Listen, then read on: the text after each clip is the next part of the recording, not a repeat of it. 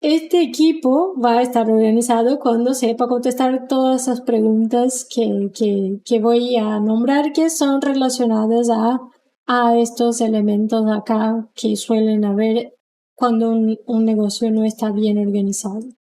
Que es, ¿cómo, por ejemplo, respondemos cuando un cliente reclama un pago no registrado?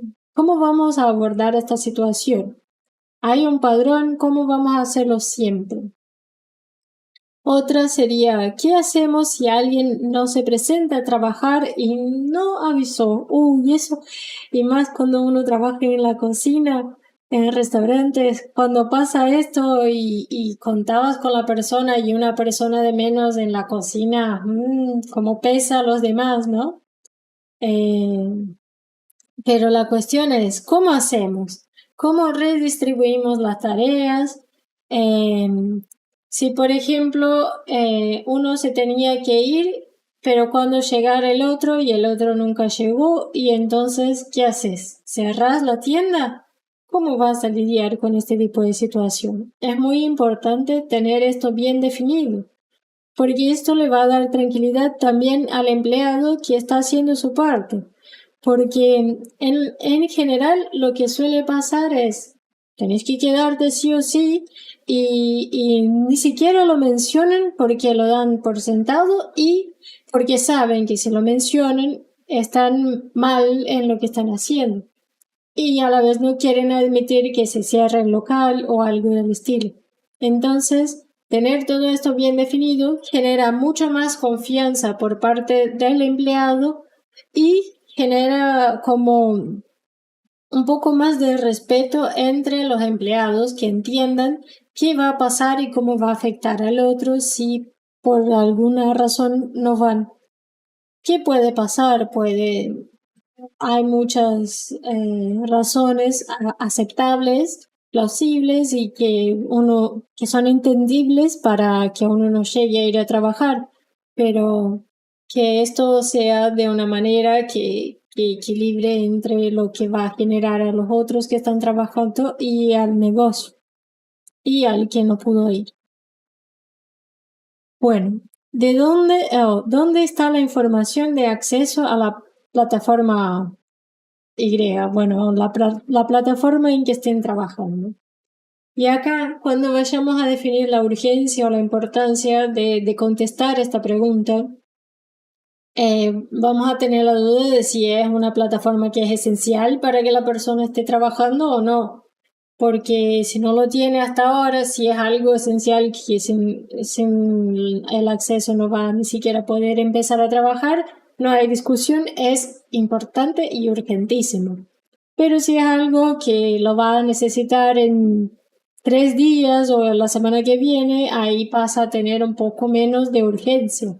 Pero puede que sea necesario para que se prepare para lo que va a necesitar, entonces tendría que aún así ser esta semana.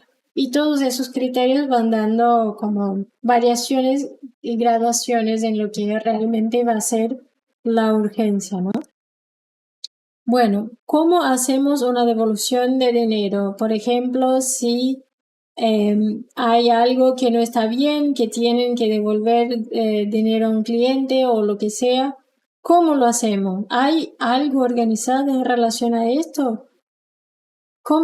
¿Qué es lo que tenemos que hacer? Además del trato con el cliente, ¿qué más tenemos que hacer dentro de la empresa para que después no haya problema con la parte del contador, que esté todo bastante claro, que no se sienta simplemente que desapareció plata o cosas del estilo? Y por fin, no, creo que falta una más. ¿Quién es responsable de revisar los reportes mensuales?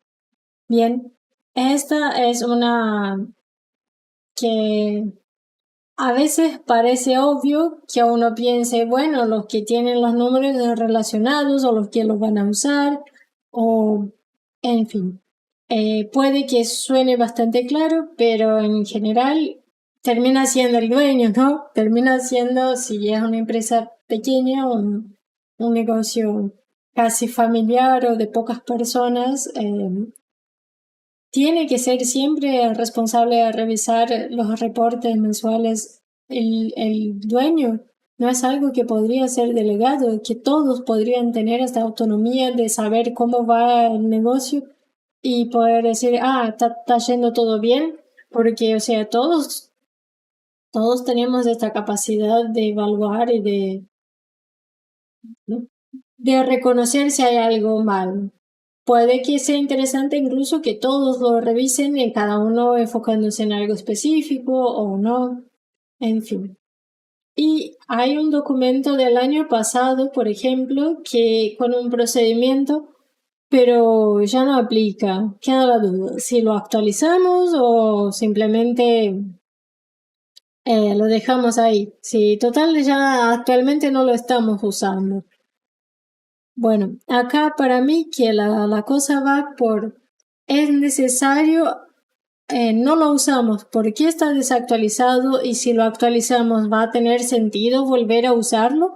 O para nada, es un procedimiento, por ejemplo, que se solía implementar durante el periodo de COVID y ya no hay por qué, simplemente no hay por qué actualizarlo, porque bueno, para la próxima pandemia sí, y ahí entonces queda para más tarde o para nunca, porque es algo que, bueno, cuando llegue el momento lo hacemos y ahí entra también la cuestión de riesgo generado. Si este documento no está actualizado en el momento en que lo vamos a necesitar, es importante que, como es muy grave lo que va a pasar si no sabemos cómo actuar y no tenemos un protocolo, un procedimiento de cómo hacerlo, o directamente es algo que sí, justamente cuando pase vamos a tener el tiempo de actualizarlo.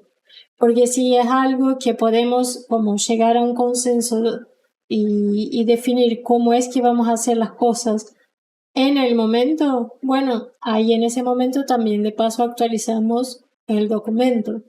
Pero si es algo que puede ser grave, el hecho de que no tengamos todos claros qué es lo que hay que hacer si vuelve a pasarlo, ahí convendría actualizarlo, sí, y ya tener definido.